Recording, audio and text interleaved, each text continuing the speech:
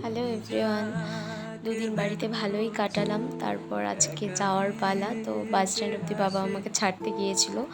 বাস স্ট্যান্ডে যেতে যেতেই আমি বাসও পেয়ে যাই।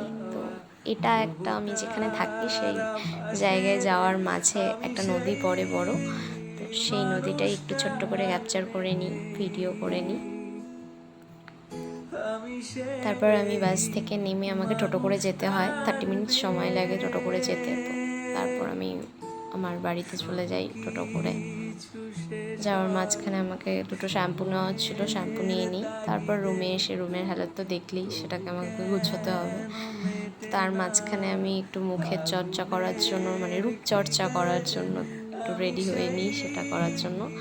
তারপর আমার রুমটাকে গুছিয়ে নিই ঠিকঠাকভাবে। তার মাঝে আমার খাওয়ারও চলে আসে।